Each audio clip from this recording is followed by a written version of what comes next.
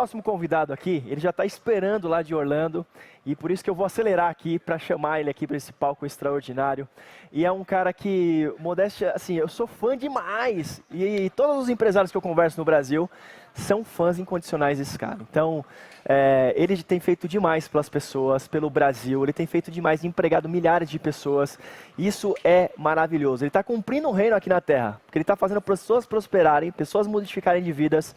Ele é fundador do Rise Up, ele é fundador do Powerhouse, ele é fundador do meusucesso.com, que eu sou assinante, algo extraordinário, que você tem cases extraordinários lá dentro. E ele é proprietário do Orlando City, gente. Esse time de futebol, que lá atrás, quando ele foi adquirir esse time, todo mundo falou, mas esse cara é louco, esse jovem é louco. Mas não, ele tem visão estratégica, ele pensa fora da curva, acima da média. Então fica de pé, por gentileza, pra gente receber com uma calorosa. Fica de pé, por gentileza, aí. Deixa eu ver você levantando. Isso, coisa linda. Isso. Pra gente receber com uma calorosa salva de palmas, diretamente de Orlando, com vocês, Flávio Augusto!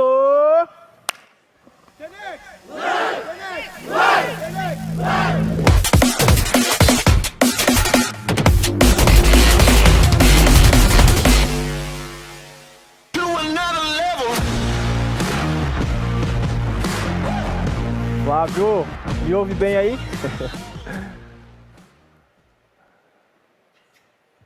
Muito bem. Tudo bem, Piero? Tudo ótimo, e você? Eu tô ótimo, e você? Tudo jóia? Tudo ótimo. Prazer estar aqui. Um abraço a todos que estão aqui nos acompanhando. Prazer é meu. Eu vou deixar o palco com você, que a gente não quer perder nem mais um segundo do teu conteúdo, da tua sabedoria. O palco é seu. No finalzinho a gente volta com perguntas e respostas. Um beijo no seu coração. Dá seu show aí. Obrigado, Piero. Um abraço a todos. Todos vocês que estão nos acompanhando agora. Eu tive aqui o privilégio de ter sido convidado para esse evento bacana. Um abraço para o Paulo, que estava aqui agora há pouco no palco, para ele. E para você também que está nos acompanhando. Eu tenho certeza que você que separou esse tempo, você tem a expectativa de assimilar conhecimentos, de assimilar um direcionamento, de ter uma palavra que possa, de alguma maneira, te impactar, te ajudar, colaborar com a sua vida, com os seus objetivos. Então, esse é o meu propósito aqui também. Eu vou falar hoje um assunto um pouquinho mais técnico, não é? Um assunto mais dentro da minha área, dentro da área de negócios, mas que se conecta também com visão, que se conecta também com o nosso estado de espírito, com a nossa motivação para tocar a vida. A gente está passando um momento bem diferente. Eu acredito que o ano de 2020 para você deve estar sendo muito diferente de todos os outros anos que antecederam esse ano. Quem imaginaria no início de 2020 que tudo que aconteceu até agora aconteceria, não é? Quem imaginaria que teríamos uma pandemia, que várias pessoas morreriam, que ficaríamos dentro de casa, teríamos distanciamento social, eventos como esse, por exemplo, que eventualmente aconteceriam em grandes aglomerações, em locais com muita gente, hoje acontecem aqui de forma virtual. E que bom que acontecem aqui de forma virtual. Que bom que nós temos esse recurso que de alguma maneira nos aproxima, que de alguma maneira faz com que a gente tenha esse contato. Então, vamos aproveitar esse momento, vamos aproveitar essa ferramenta para a gente falar sobre esse assunto. É claro que no mundo dos negócios não é um mundo feito só de números. O mundo dos negócios ele não é feito só de planilhas ou somente de um lado racional, como muitas vezes as pessoas pensam. Eu me atrevo a dizer que o mundo dos negócios ele é feito 80% por gestão de emoções e 20% por técnica. É isso mesmo. Eu creio piamente que esses 80% que nós, empresários, pessoas de negócios, mesmo você na tua atividade profissional, a gestão das emoções, elas representam muito. A gente estava vendo aqui agora há pouco o Paulo falando sobre o impacto do orgulho, o impacto de uma vida sofrida, de uma vida de abusos que pode ter nas próximas gerações. Ele deu até exemplo aqui da mãe com seu filhinho de 5 anos. Ou seja, as nossas emoções podem nos sabotar de maneira profunda. Isso é fato e no mundo dos negócios não é diferente. Se o indivíduo não tem resiliência, se o indivíduo não tem perseverança, se ele não sabe lidar com as dificuldades, certamente ele vai ter problemas no mundo dos negócios. Porque no mundo dos negócios, mais dá errado do que dá certo. Nós temos mais nãos do que sims. Então, lidar com o não, lidar com o que dá errado, lidar com situações inesperadas, com uma pandemia, com loja fechada, com empresa fechada, certamente pode levar alguns a sucumbirem no fracasso ou alguns acharem soluções criativas e terem um sucesso ainda maior. Nós temos visto isso. Recentemente, cerca de 520 mil empresas fecharam no Brasil, somente até o mês de junho. Ou seja, somente entre março e junho de 2020, mais de 500 mil empresas fecharam suas portas no Brasil. Isso é um número brutal que impactou em milhões de pessoas desempregadas nesse período. Então, é um momento diferente, é um momento de muitos desafios para muitas pessoas. E a grande questão é como que a gente deve se portar diante disso. Como é que a gente deve se portar do ponto de vista dos negócios, do ponto de vista das nossas emoções, como é que a gente deve lidar com essa situação. Agora, por outro lado, nós temos 20% de técnica. E eu vou me ater nesse meu, talvez até contrabalanceando um pouco com as outras palestras, eu vou me ater numa questão um pouco mais técnica, já que os nossos outros colegas estão já tratando de uma maneira bem profunda e eficiente sobre essa questão emocional. Então, quando a gente fala da questão técnica, a gente lembra daquela figura, uma figura muito conhecida no mercado, que é o idiota motivado. O que é o idiota motivado? É aquela pessoa profundamente motivada para fazer uma coisa que ela não tem nenhum preparo para fazer. O que geralmente vai acontecer com alguém motivado, com alguém convicto, sem nenhum preparo para fazer, que essa é a figura, é uma metáfora até meio forte, e dei licença aqui para o meu palavreado, mas é um idiota motivado. O que acontece com o idiota motivado? Ele vai ter coragem, ele vai ter um monte de características que são necessárias para fazer negócios, mas ele não está preparado para fazer negócios. Ele não está preparado para abrir a sua própria empresa. Ele não está preparado para começar aquele projeto. E aí ele vai engrossar as estatísticas. No Brasil, mais de 80% das empresas fecham as suas portas antes de completarem 5 anos de existência. Isso numa situação normal. Se a gente for considerar pandemia, deve ser muito pior. Mas numa situação normal, segundo o IBGE, segundo o Sebrae, 80% das empresas fecham suas portas antes de começar o 5º ano. Principal motivo: falta de gestão de fluxo de caixa. Falta de planejamento estratégico que pudesse deixar aquele empresário preparado para as adversidades. E aí, geralmente, o principal erro que leva a isso é uma atitude positivista de alguém que pensa assim: não, eu vou abrir o meu negócio, vai dar tudo certo. E aí é quando as pessoas confundem positivismo com negação. Ou então confundem fé com negação. A nossa fé, se ela for isenta de atitudes, ela é inútil, ela é morta. Uma fé sem atitudes, sem ação, é uma fé morta. Empreender vai depender da gente ter ação. E se a gente não tiver ação, de nada adianta o nosso positivismo, ou de nada adianta a nossa fé, porque ela não vai ter nenhum efeito. Porque em negócios, a maioria das nossas atitudes vão dar errado. Em negócios, nos seus projetos, a maioria das suas iniciativas vão ter variáveis. A maioria das pessoas que você vai apresentar o seu produto não vai comprar. É uma minoria que vai comprar. Você percebe? Então, se você entra no seu negócio pensando, não, vai dar tudo certo porque eu tenho fé, você está praticando uma fé morta. Porque não vai dar tudo certo. Porque não dá para ninguém. Nenhum negócio que deu certo, bem sucedido, tudo aconteceu do jeito que estava planejado. Você vai fazer um planejamento e muitas das coisas que você planejar não vai acontecer como você planejou. E aí você tem que ser capaz de quê? De ter uma emoção blindada para lidar com aquela situação, ter sangue frio, ter calma, ter criatividade para entregar uma solução. Você vai ter que ser capaz de criar uma nova estratégia que dê certo, para que você continue vendendo, para que você tenha um faturamento, para você pagar os seus funcionários. A pior coisa que tem é alguém esperar que tudo vai dar certo, quando não vai dar. Muitas pessoas acham que quando alguém diz a maioria das coisas dá errado, a maioria das vendas é não, ele acha, esse cara é um cara sem fé, porque ele confunde fé com negação. Fé não é negação. Negação é a gente negar a realidade. Fé é a gente ter expectativa que no final vai dar tudo certo. Só que no meio, se der errado, você vai ter que dar uma solução. E se está dando errado é porque não chegou ao final ainda. Você percebe o que eu estou te falando? A diferença entre fé e negação é muito importante para quem vai empreender.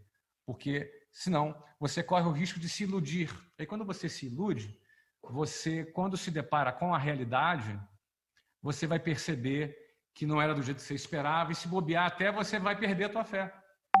Você vai achar que Deus não te ajudou, ou você vai achar que você é um cara azarado, você é um cara amaldiçoado, você vai achar que contigo dá tudo errado, quando na verdade é normal. É normal você começar um negócio e as coisas não darem certo. É normal você começar um negócio e o teu plano não ser exatamente o que você imaginou. Isso é absolutamente normal. Isso acontece comigo toda hora. Eu empreendo há 25 anos no Brasil. A empresa que eu empreendo no Brasil tem 430 filiais no Brasil, com cerca de 10 mil funcionários. As 400 e poucas filiais que nós temos no Brasil estão fechadas até hoje na pandemia. Vocês acham que eu planejei isso no início de 2020? Você acha que os franqueados da nossa rede estavam preparados para ficarem com suas lojas fechadas, sem vender? O que nós tivemos que fazer? Nós tivemos que criar uma solução inesperada que não estava no planejamento. Nós temos uma plataforma online que virou o produto que é vendido por todas as franquias. Nós criamos um sistema de comissionamento. Nós criamos uma plataforma de vendas. Nós ampliamos as nossas vendas 6, 7, 8 vezes mais durante a pandemia, com algo que não estava planejado. Alguém poderia dizer, meu Deus, a empresa vai quebrar. Poderia ter quebrado. Qualquer empresa que fica fechada 7 meses poderia quebrar. Aliás, muitas quebraram. Nós tivemos que criar algo que estava fora. Porque é normal, é cotidiano, é corriqueiro na nossa vida, na vida de um empreendedor, de quem quer dar certo num negócio, você ter que se virar nos 30. Isso é uma expressão lá, lembra do Faustão? Se vira nos 30? A gente tem que se virar nos 30. A gente planeja uma coisa e acontece outra. E isso é o normal. Agora, voltando, vai dar tudo certo. Não vai dar tudo certo. Você precisa estar forte apesar das variáveis. Você precisa estar preparado para ser criativo apesar das variáveis, senão você fracassa. E aí não é culpa de Deus. Não é culpa da sua herança genética. Não é culpa de nada disso. Você errou. Você cometeu falhas como empreendedor. Um piloto, se errar, o avião cai, todo mundo morre. Um empresário, se errar, a empresa dele quebra. E nós somos seres humanos, nós podemos errar. Então, a gente precisa ter alinhada a nossa expectativa e não confundir fé com negação. Senão, a gente corre o risco de sermos idiotas motivados. Pessoas motivadas em falsas premissas, onde a gente tem a chance muito grande de se decepcionar ao longo do caminho, daqui a pouco vai culpar alguém. Até Deus você pode culpar, quando a responsabilidade é somente nossa. Eu quero falar sobre técnica por isso, gente. Eu quero aqui falar com vocês sobre um aspecto técnico para, de alguma forma, deixar para vocês, nesse pouquinho tempo que nós temos aqui, alguma ferramenta para você prosperar nos seus negócios. Talvez você até não tenha um negócio ainda hoje, mas o conceito de fé / negação vale para você também, mesmo que você não tenha um negócio. Ou quem sabe um dia você vai ter um negócio, ou você até está com vontade de ter negócio. Ou quem sabe, amanhã ou depois você pode perder até o seu emprego. E aí você vai pensar, não, agora eu quero ter um negócio, porque muita gente abre um negócio depois que perde seu emprego. Não é? Então, se isso acontecer, eu quero deixar essa ferramenta para você. Uma ferramenta que é muito válida no mundo dos negócios. E eu quero começar contando uma história. Essa história aconteceu no ano de 2008, quando eu recebi a visita na minha empresa em Curitiba de um concorrente. Era um amigo, um concorrente, que tinha uma rede de escolas de inglês também, concorrente, e ele veio com uma proposta de comprar a nossa empresa. Ele chegou com uma proposta muito tentadora para comprar a nossa empresa. Era 2008, eu tinha 36 anos de idade, ou seja, faz 12 anos atrás, eu tenho 48 anos hoje, e ele chegou de uma forma muito objetiva. Olha, eu gostaria de comprar a sua empresa. E colocou um papel e escreveu um número. Esse aqui é o número que eu gostaria de pagar pela sua empresa. Escreveu o número 200, mais 3 zeros e depois mais 3 zeros. A proposta era de 200 milhões de reais para comprar a minha empresa. Eu fiquei observando ele, ouvindo a proposta que ele fez para mim e me perguntando. Primeiro eu perguntava, cara, como é que ele tem esse dinheiro? Pô, ele é meu concorrente. Peraí, eu não tenho esse dinheiro, como é que ele tem esse dinheiro? Como é que ele vai me pagar isso daí? Essa é a primeira pergunta que eu fiquei me pensando, de onde ele tirou esse dinheiro? A segunda pergunta que eu fiquei me pensando é por que isso é bom para ele? A minha empresa dava um lucro mais ou menos de 27 a 28 milhões de reais por ano. Ele estava me propondo alguma coisa equivalente a 8 vezes o lucro da minha empresa por ano. Naquela ocasião, a nossa taxa de juros era muito grande, então só de aplicação financeira eu ganharia 15% ao ano, que isso daria cerca de 30 milhões de reais por ano, que seria mais do que o lucro que eu tinha na minha empresa. Então eu ficava pensando, mas peraí, por que isso é bom para ele? Se eu tenho 27, 28 milhões de lucro na minha empresa, se ele me propõe 200 milhões, eu pego 200 milhões, boto no banco e dava 15% ao juros. Lembra dessa época que os juros eram altos no Brasil? Hoje está baixinho, né? Pois é. 15% de 200 milhões dava 30 milhões. Então eu ganharia mais sem fazer nada, sem correr nenhum risco, do que ficar lá trabalhando para ganhar 27, 28 milhões correndo risco. Eu fiquei me perguntando, por que isso é bom para ele? E aí, eu, como não tinha resposta para as duas perguntas, nem de onde ele ia tirar o dinheiro, e nem por que isso era bom para ele, eu falei, olha, eu vou fazer o seguinte, eu vou te pedir 30 dias para eu pensar. Vou te pedir 30 dias para eu pensar e te dou a resposta, tudo bem? Ele, tá tudo bem, tudo ótimo. Beleza, e eu tirei aí 30 dias para refletir, para pesquisar, para estudar o que estava acontecendo ali. Eu já tinha chegado à conclusão que ele estava jogando um jogo que eu desconhecia. Falei, cara, que jogo é esse que ele está jogando? Ele estava com um raciocínio muito além do que o raciocínio que eu tinha. Eu não conseguia ver lógica no que ele estava fazendo. Mas uma coisa era certa. Se ele estava fazendo aquilo, tinha um motivo. E esse motivo eu não sabia. E eu falei, se eu não sei, eu vou pesquisar e vou procurar entender. Foi aí a primeira vez que eu ouvi falar na palavra equity. Eu nunca tinha ouvido falar. Eu tinha uma empresa já há 13 anos, que tinha aí 27, 28 milhões de lucro por ano. Ou seja, era uma empresa bem sucedida. Era uma empresa que estava indo muito bem. Eu tinha começado do zero. Não é? Quem me conhece aqui da minha origem sabe que eu sou um cara da periferia do Rio. Eu tinha começado do zero, abri uma empresa com meu cheque especial. Enfim, estava tudo bem. Mas ele estava jogando um jogo que eu não sabia. Eu fui pesquisar. O jogo era o jogo do equity. E que jogo do equity é esse? Como é que funciona esse jogo do equity? Porque um dia a gente arruma um emprego. E a gente vai trabalhar nesse emprego e a gente trabalha por um salário. Acredito que a maioria de vocês aqui, se não tem um salário hoje, um dia já teve. Né? Eventualmente, hoje você tem um negócio, não tem mais um salário, mas um dia você teve. Então, esse é um jogo muito conhecido, que é o jogo do salário. Como é que é o jogo do salário? Você trabalha uma quantidade de horas em troca de um salário. E essa hora é uma hora especializada. Eventualmente você é um médico, eventualmente você é um engenheiro, eventualmente você é um administrador.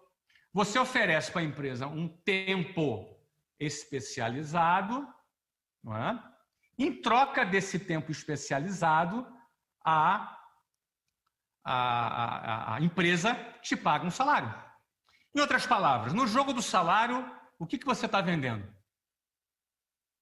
No jogo do salário, você está vendendo tempo.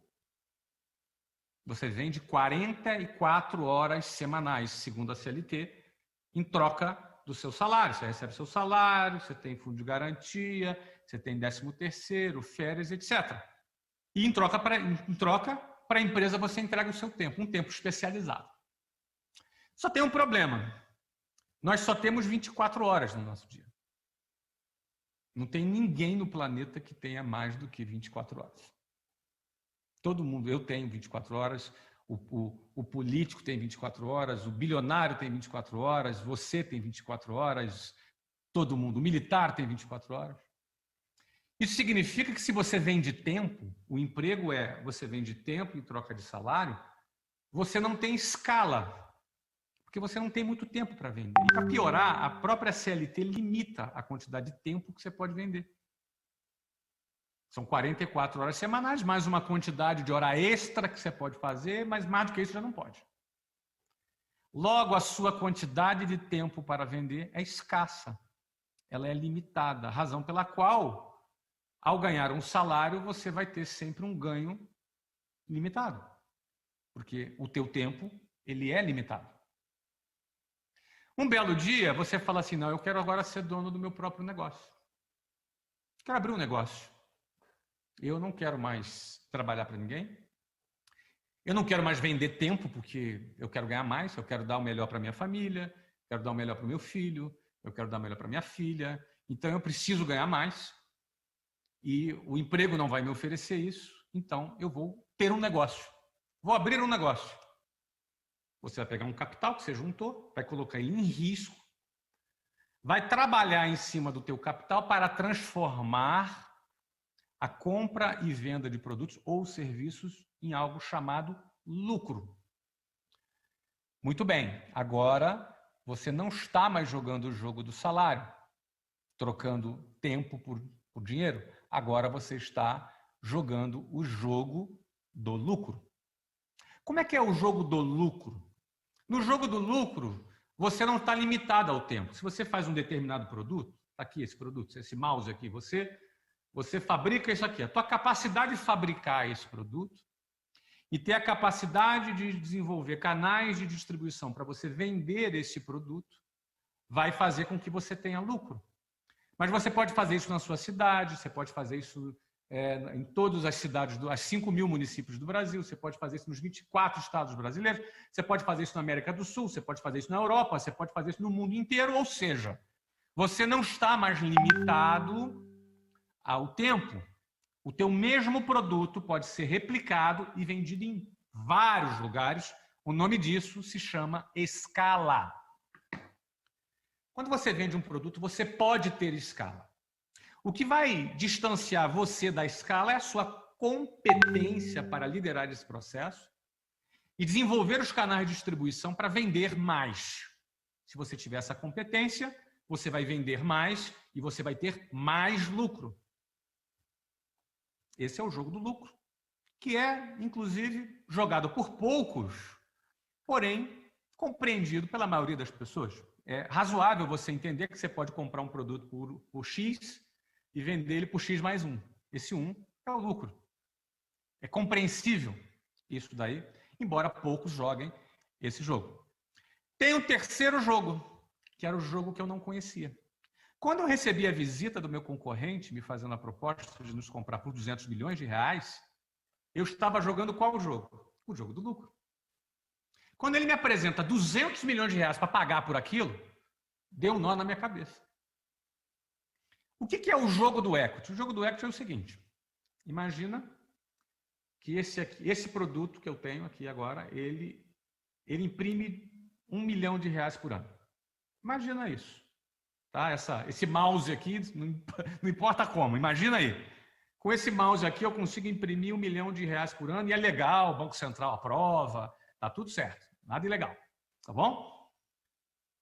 E aí eu gasto 200 mil reais em insumos, de mão de obra para poder imprimir, para poder fabricar esse 1 milhão de reais de dinheiro. Significa que eu vou ter 800 mil reais de lucro por ano. A minha pergunta que eu faço para você é o seguinte, se esse mouse aqui, ele imprime 800 mil reais por ano, você gostaria de ter esse mouse aqui? Pensa com calma. Se esse mouse, ele imprime R$800 mil por ano. Você gostaria de ter esse mouse? Alguém vai dizer, sim, gostaria de ter esse mouse. Por que não? Eu gostaria de ter esse lucro de R$800 mil por ano. Então a pergunta é, por quanto você pagaria nesse mouse? Eu te vendo esse mouse. Você pagaria quanto nesse mouse? Ele que vai te dar R$800 mil por ano. Aí você vai me dar um preço. Eu te pagaria R$10 milhões. Aí você pensa, poxa, R$10 milhões, se eu botar aplicado eu vou ganhar tanto. Poxa, mas se eu ganhar 800 mil é mais do que a aplicação, então vale a pena. Você vai fazer alguma conta que vai fazer sentido na sua cabeça pensar assim, eu pagaria R$10 milhões nesse mouse, porque ele vai me dar R$800 mil por ano. Esse valor que você pagaria, esse valor que você consegue agora enxergar que esse mouse tem, se chama equity. É um negócio um pouco impalpável para se entender, mas é equity. O que é o equity? É o valor do seu negócio. No dia que eu recebi a proposta de R$200 milhões por aquela empresa, eu me dei conta que eu era dono de R$200 milhões e eu não sabia. Se um cara chega para você e fala assim, eu vou te pagar 200 milhões no seu carro, você vai pensar, nossa, eu era dono de um carro que custa 200 milhões, eu não sabia. Eu era dono de uma empresa, não sabia. Por quê? Porque minha cabeça estava voltada para o lucro. Eu aprendi assim. Na verdade, nem assim eu aprendi. Eu tive que aprender sozinho, porque a escola não ensina nada disso. A faculdade não ensina nada disso. Então, quando eu entendi isso, eu falei, tá, beleza. Então, por que vale a pena para ele? Eu comecei a pensar, o dinheiro que ele ia pagar era de um banco que estava se associando a ele, que ia nos comprar, que ia juntar as duas empresas, que ia fazer uma sinergia, ia cortar a despesa, e aí aquele lucro ia se tornar 20%, 30% maior, porque ele ia ter menos despesa, e aí ele ia ter um equity maior ainda, ele estava construindo o equity dele, criando o grupo dele. E eu achei aquilo muito interessante. Eu falei, olha, ele joga um jogo que eu não jogo. Que interessante. E eu voltei 30 dias depois e não vendi a empresa para ele. Eu falei, olha, eu pensei, refleti, eu penso que não é a hora de eu vender a minha empresa para você. Muito obrigado pela proposta. Confesso a você que você negar R$200 milhões em 2008, talvez fosse uns R$400 milhões hoje. Se você for considerar no dólar, né? Dólar, talvez valia o dobro do que vale hoje. É um dinheiro importante para qualquer pessoa, principalmente para um jovem de 36 anos naquela ocasião. Eu neguei a proposta dele, porque eu entendi, eu falei, não é a minha hora de vender o meu negócio. E, para resumir, 5 anos depois eu vendi esse mesmo negócio por R$960 milhões, que foi a venda que nós fizemos para o Grupo Abril. Eu era dono 100% dessa empresa, vendi por R$960 milhões, a mesma empresa, naquele momento, gerando um valor de equity muito maior do que aquele. Por quê? Porque eu comecei a aprender a como entrar no jogo do equity, que é isso que eu quero aqui falar para vocês hoje. Talvez muitos de vocês nunca tenham ouvido falar nisso, ou se ouviram vagamente, não vivem uma realidade de pensar em equity, em construir equity. Eu queria começar dizendo uma coisa para você. Você não conquista, por favor, preste atenção nessa conclusão, tá? Você não conquista aquilo pelo qual você não luta. Você só conquista alguma coisa que você lutou por ela. Porém, você não luta por nada que você não deseje. E você não deseja nada que você não sabe da sua existência. Vamos repetir. Você não conquista algo pelo qual você não luta. Ou seja, para você conquistar alguma coisa, você tem que lutar por algo. Agora, você não luta por nada que você não deseja. Você só vai lutar por uma coisa que você quer muito. Você concorda? Mas você não vai desejar algo que você não sabe que existe. Por exemplo, ou que você não existe, ou que você acha que está fora do seu alcance. Um exemplo. Eu, na minha adolescência, nunca sonhei em ir na Disney, por exemplo. Hoje eu moro em Orlando. É até uma ironia, não é? Porque a Disney é patrocinadora do meu time aqui em Orlando. Orlando City. Tem 52 patrocinadores, um deles é a Disney. Mas quando eu era adolescente, eu não queria ir na Disney. E o motivo era muito simples. Eu era de uma família bem simples da periferia do Rio, e ir à Disney era algo tão distante da minha realidade. Fazer um passeio na Disney era uma coisa tão fora da minha realidade que eu sequer desejava aquilo. Eu tirava da minha frente. Aquilo era muito fora da minha realidade. Ou seja, você não deseja aquilo que você acha que está fora do seu alcance. Ou você não deseja aquilo que você sequer sabe que existe. Logo, você não luta por aquilo, logo você não conquista. Por isso é fundamental você estabelecer boas referências na sua vida. Você se conectar com excelentes referências na sua vida. Boas influências, boas referências para influenciar a tua vida. Porque a partir do momento que você tenha boas referências, você vai ter acesso à existência de determinadas coisas que você vai passar a desejar. E que, portanto, você vai passar a lutar por ela. E que, portanto, você poderá conquistar essas coisas. Percebe? Em outras palavras, o que eu quero aqui dizer para vocês, tomem cuidado. Quem são as suas referências? Né? Quais são as suas referências de vida? Quais são as referências que você tem adotado para você? Repito, as demandas emocionais, a nossa vida espiritual, a nossa vida familiar, tudo isso está conectado. Mas 20% da qualidade de vida que você vai ter vai vir daí, da sua técnica, do seu conhecimento que você pode para adquirir e melhorar a sua vida. E por isso eu deixo a pergunta para você. Quais são as suas referências? As suas referências vão te trazer visão. As suas referências poderão aumentar a sua visão, ou não, ou diminuir a sua visão. Então, sobre visão, eu tive uma experiência muito interessante no ano de 2003, quando eu me mudei para Curitiba. Eu morava no Rio de Janeiro e me mudei para Curitiba para dar continuidade à minha empresa em Curitiba. A gente tinha, na ocasião, 38 escolas naquele ano, no ano de 2003. Não é? E nesse ano de 2003, eu sabia que era um ano muito importante, era um ano decisivo. E aí eu me mudei para Curitiba, convidei o gerente, vamos tirar umas férias. A gente foi para Recife tirar umas férias e a gente descansar um pouquinho, porque a gente sabia que a gente ia trabalhar muito a partir da semana seguinte.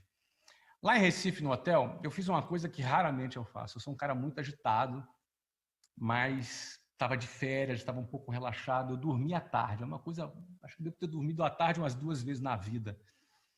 Eu acabei o almoço, fui ali para o quarto no hotel, e aí dei uma encostada. Quando eu vi, eu dormi. Apaguei. Acho que eu estava bem cansado. E quando eu dormi, eu tive um sonho. Esse sonho que eu tive, eu vou contar para você agora. Tá?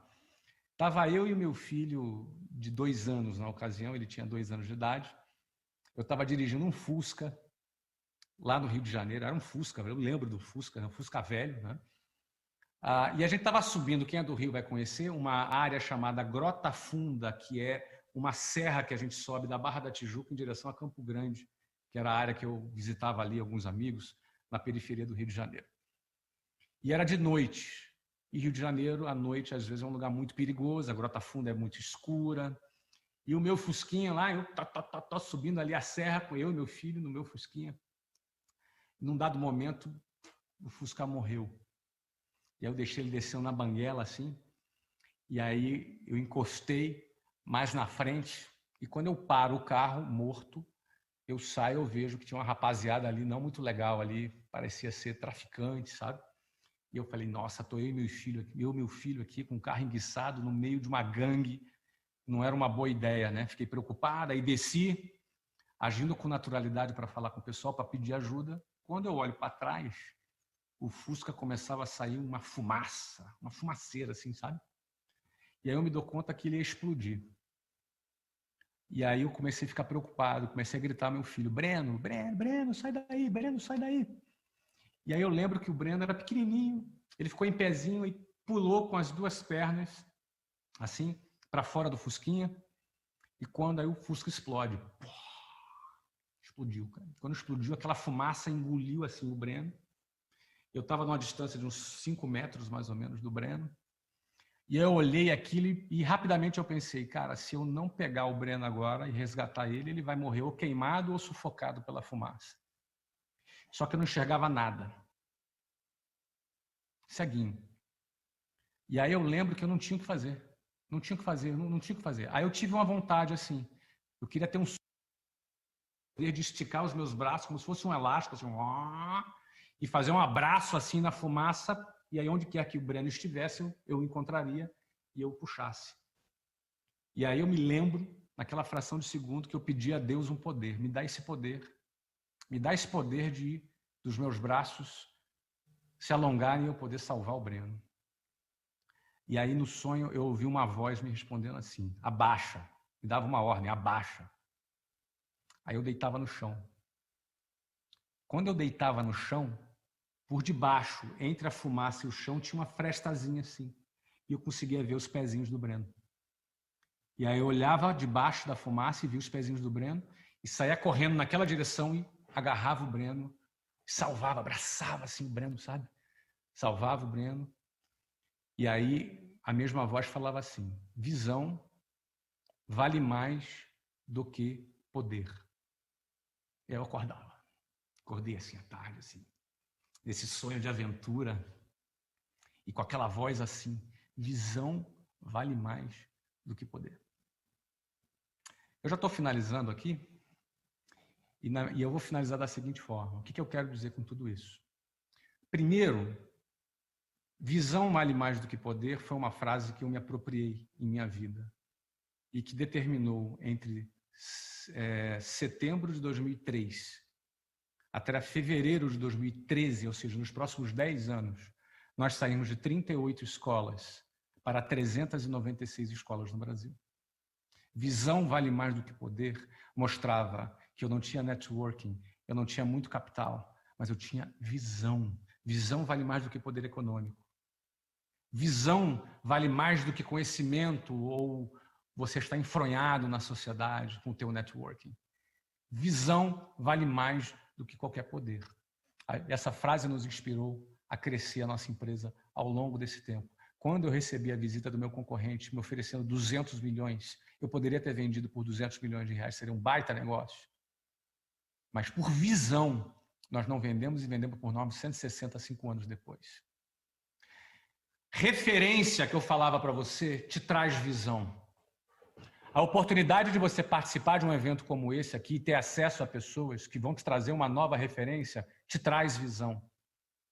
Cada palestra que você tem aqui tem a chance de trazer para você visão, ampliar a tua vida, a tua visão em áreas que você talvez não conheça. Talvez venha aqui um empresário maluco aqui falando de equity, de não sei quantos milhões, e eventualmente você está pensando, mas o que eu tenho com isso? O que você tem com isso é que o meu objetivo aqui é aumentar a tua referência. E que, por consequência, é aumentar a tua visão. E aí eu posso dizer para você que visão vale mais do que poder. Talvez você não tenha poder. Talvez você não tenha dinheiro. Talvez você não tenha capital. Talvez você não tenha nem experiência, não tenha conhecimento. Mas se você amplia a tua referência, você vai ampliar a tua visão. E você é um cara que não tem limite. Às vezes você está aí buscando poder. Mas o que tu precisa não é o poder. O que você precisa é a visão. É a visão para salvar o teu negócio. É a visão, no meu caso, para salvar o meu filho, no meu sonho. É a visão para salvar o teu casamento. É a visão para salvar os teus sonhos, seus projetos, seu relacionamento com os seus filhos. É da visão que você precisa. Percebe? E a visão vem de referência. Então, em primeiro lugar, parabéns por buscar conhecimento. Parabéns por buscar aqui esse conhecimento nessas palestras que o Piero está oferecendo. Não é? Parabéns mesmo. E segundo, busque mais referências. Pessoas que, sabe, busque pessoas que sejam mais fortes que você, que estejam num nível maior que o teu. Busque pessoas que, de repente, você eventualmente se afastava porque você tem algum complexo, algum tipo de dificuldade, ou vergonha de chegar perto. Não, é justamente dessas pessoas que você tem que se aproximar para ampliar a tua referência, para ampliar a tua visão. Isso em todos os sentidos da sua vida. Para você ter ideia, só para finalizar o exemplo do equity, um amigo meu acabou de vender a sua empresa. Ele vendeu por 700 milhões de reais. É um jovem de 30 e poucos anos. Uma empresa que ele abriu há um pouco mais de 15 anos atrás, ele fabricava bermudas no seu próprio apartamento para vender essas bermudas na academia. Essa empresa virou uma rede de lojas chamada Reserva, que foi adquirida pela Arezzo essa semana. 700 milhões de reais. Se ele tivesse que botar no bolso 700 milhões de reais vendendo bermuda, quanta bermuda ele teria que vender? É só o equity que traz esse volume, que traz essa escala, que faz alguém projetar o que ganharia em 10, 20 anos para valor presente e te dá uma vida abundante agora. Então eu quero trazer esse conceito de equity para você, mas junto com esse conceito de equity que não vale só para negócios, vale para a tua vida. Quanta coisa a gente pode perder por falta de visão? Quanta coisa a gente pode jogar fora por falta de visão? E às vezes a gente pena na nossa visão porque a gente se acomoda, fica em casa, a gente se acomoda, a gente não busca se relacionar com outras pessoas que podem nos ampliar e nos acrescentar. Então, parabéns por participar desse evento. É uma forma de você buscar conhecimento, é uma forma de você expandir as suas referências, expandir a sua visão. Mas não fique por aí, não. Termina esse evento, cola nas pessoas, vai estudar, vai buscar aprender. O Equity é só um exemplo que eu quis aqui deixar para vocês no dia de hoje. Tá bom? Piero, contigo aí. Valeu!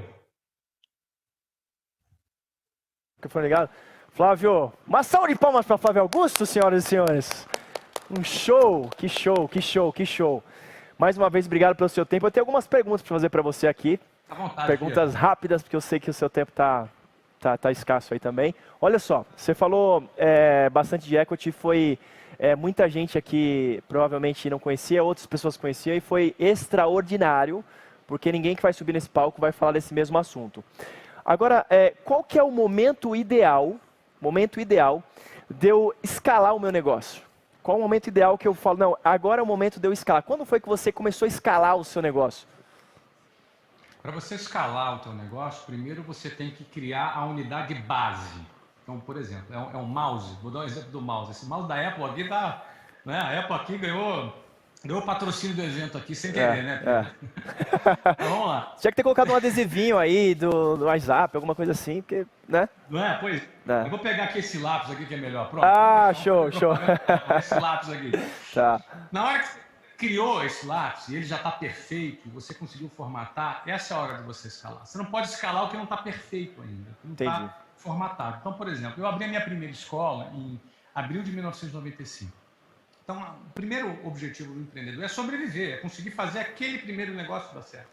Mas desde o primeiro negócio, na minha primeira reunião de inauguração, eu tenho ela gravada, inclusive, o garotão lá, 23 anos, fazendo a apresentação do meu projeto, eu já apresentava um projeto de 10 escolas no Rio de Janeiro nos próximos anos.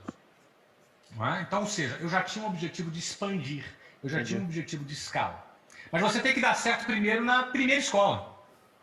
A primeira escola tem que acontecer, ou seja, o seu primeiro produto. Quando você se sentir confortável nesse teu primeiro produto, nos processos, nos modelos de venda, em todos os formatos que envolvem um negócio, essa é a hora de você replicar. Você vai abrir a segunda. Entendi. Deu certo na segunda, você abre a terceira. Deu certo na terceira, você abre a quarta. Aí você entra num processo de escala.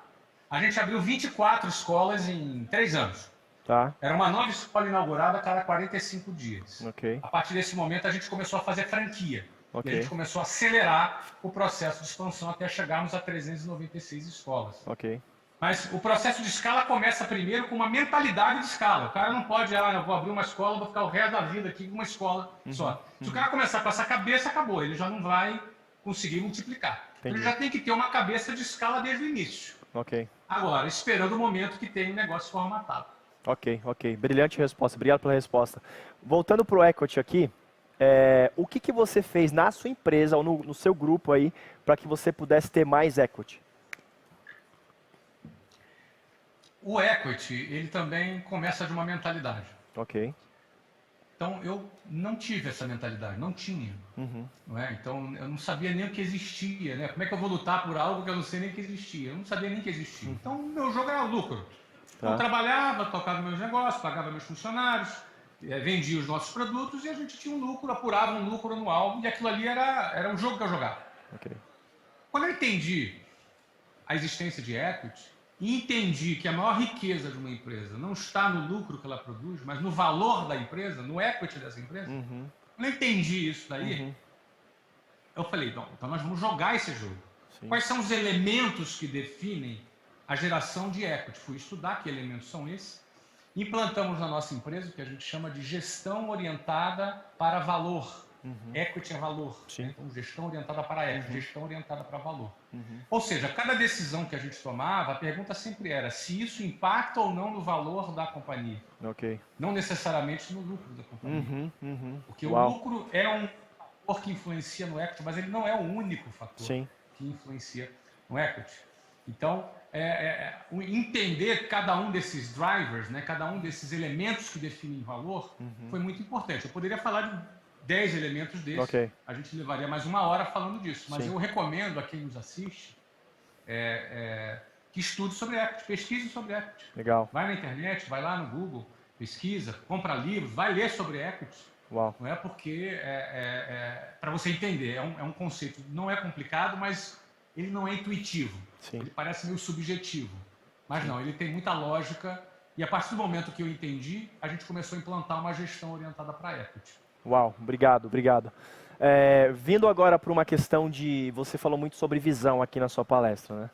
E se hoje a gente tirasse tudo do Flávio, acho que algumas pessoas devem te fazer essa pergunta, e você fosse começar do absolutamente zero hoje, e você não tivesse condições financeiras como você tem hoje, e não tivesse relacionamento, network que você tem, o que você faria? Qual que é o primeiro passo e o que você faria daqui em diante?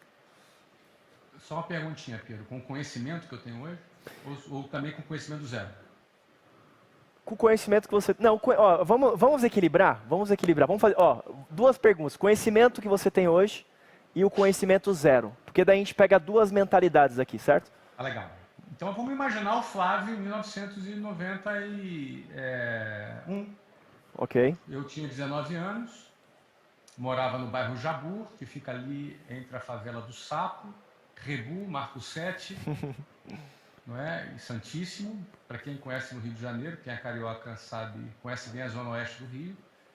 A área disputada entre tráfico e milícia, não é? Um lugar da pesada mesmo. Era ali que eu morava, 19 anos, andava de ônibus lotado, cheio, não tinha nada.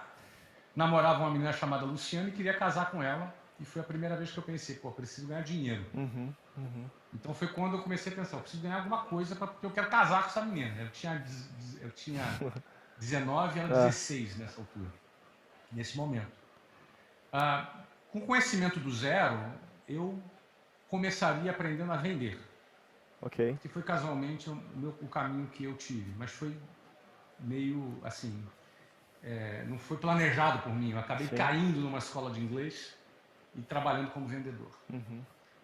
Infelizmente as pessoas subestimam vendas. Às vezes uma mãe vai pedir um emprego para o filho e chega para um amigo, você pode arrumar um emprego para o meu filho? Pode ser qualquer coisa, até vendas. É tratado como uma coisa de quinto escalão, segunda categoria. A pessoa chega a torcer até o nariz. Mas toda empresa que não vende quebra. Toda. Venda é a atividade mais importante de todas as empresas do planeta. E vendas é o que nos dá liberdade. Eu começaria a aprender a vender. Vender direto, fazer venda diretamente, fazer venda através de plataformas marketplace no Mercado Livre, Amazon, venda através da internet, marketing digital. Eu aprenderia a vender. Por quê? Venda é o que quebra o ciclo insano do sistema. Qual é o ciclo insano do sistema? Você vai, estuda, vai para a faculdade, fica 4, 5 anos, arruma um emprego, trabalha 40 anos nesse emprego, tem 3 reformas da Previdência no meio e no final você vai ganhar no INSS R$5.000. Esse é o ciclo insano do sistema. Isso se der tudo certo. Se der tudo certo, se você não ficar desempregado no meio, se não acontecer um problema no meio, se der tudo certo, você termina a tua vida na fila do INSS. E esse é o ciclo insano do sistema. E o que quebra o ciclo insano do sistema é a venda. Porque venda, eu não dependo mais do sistema, não dependo mais de um emprego, eu não dependo mais de ninguém me pagar para eu construir a minha renda, para eu construir a minha independência. Então, a venda foi base para que o que depois veio para mim, que foi o empreendedorismo. Primeiro eu aprendi a vender. E depois veio o empreendedorismo, e eu só dei certo no empreendedorismo porque eu sabia vender, porque se eu não soubesse vender, provavelmente eu seria uma das 80% das empresas que quebram antes de completar os 5 primeiros anos, conforme eu mencionei no início. Sim. Então, sem dúvida alguma, eu, nos meus 16, 17 anos, já começaria a aprender a vender para poder já começar a vender um produto, para começar a pensar em desenvolver alguma coisa. Uhum. Se fosse com o conhecimento que eu tenho hoje, é diferente. Eu já sei vender, eu já sei empreender, eu já sei fazer um monte de coisa. Uhum. Uhum. Não é? Então, mesmo que eu não usasse meu network, se eu for usar meu network, eu chego para o cara, eu tenho dinheiro, o cara já conhece meu trabalho, já sabe o que eu sou capaz de fazer, e aí vai ter fila de gente para querer ser meu sócio, para querer investir na minha ideia. Mas não vale, então, o network. Não vale. Não é? Começando do zero, eu começaria pela internet. Começaria pela internet, pelo Instagram, começaria pelas redes sociais, para criar a minha comunidade, começar a vender um produto, para depois montar a minha empresa. Entendi. Para depois começar um produto com escala, margem e recorrência. Uau. Não é? Então, aí fica mais fácil, porque eu diria para vocês que o conhecimento ele vale mais do que o dinheiro. Sim. Sabe? Visão vale mais que o poder, o conhecimento vale mais do que o dinheiro. Sim. Não é? Então, às vezes, as pessoas acham que é a grana que vai fazer ela acontecer, mas quando, na verdade, é o conhecimento. Ela pode ter todo o dinheiro do mundo. Se não tiver conhecimento, ela quebra. Aliás, mais de, sei lá, 70%, 80% de quem ganha na loteria fica pobre de novo depois. Porque não tem conhecimento. Ele ganhou dinheiro, mas não tem conhecimento. Não tem conhecimento. Uau! Flávio, quero agradecer o seu tempo. Eu sei que você está de saída aí, que você vai dar uma aula daqui a pouco. E, inclusive, eu quero te parabenizar pelo sistema violento que você montou aí de vendas, né, online. Porque a gente fez a semana em 20, olha isso. Esse case eu falei, preciso contar para o Flávio que ele vai dar risada. A gente, dia 26, fez um evento, né? E a gente reuniu simultâneo 166 mil pessoas passaram pelo evento online como esse. E foi dia 26 de setembro. E o evento chamava naquela ocasião Rise Up Brasil, o Despertar da Nação, né? E aí, depois, e entrou uma série de provavelmente pessoas que estão no seu time de vendas aí, entrou lá para aprender e tudo mais, e foi extraordinário. Aí depois o pessoal falou assim, cara, mas espera aí, o Rise Up tem a ver com o Rise Up? Porque o pessoal fez relacionamento e está vendendo. Falei, tem mão do Flávio Augusto nesse negócio. Não tinha minha mão diretamente não, mas o time lá não perde tempo. Não perde. Eu fiquei impressionado com a voracidade do pessoal, com o engajamento. E eles vieram me abordar do nada e eu falei, vou dar gatilho, né? Eu vou dar a linha para ver até onde vai. E foi. Eu falei, caramba, tá bem treinado esse time aqui. Então, quero te parabenizar. Eu sei que foi um projeto inovador. Eu não vi ninguém fazendo no Brasil como você está fazendo. E mais uma vez você inovou. Então, parabéns. E um beijo enorme no seu coração aí. Quando você vier para o Brasil, faço questão de te receber, a gente tomar um café. Um beijo para você, para sua família. Você é um exemplo de família também. Obrigado, Pedro. Olha, muito obrigado pelas palavras. Tem uma música de uma banda de rock bem antiga chamada Petra, que se chama Beat the System, que o refrão dela é Wise Up, Rise Up. Uau. Wise Up, Rise Up. Não conta, se vocês fizerem outro evento Rise Up, pode contar com a Wise Up como patrocinador, tá bom? Uau, tamo juntos. Maravilha, tamo juntos. Um abraço, tchau, tchau.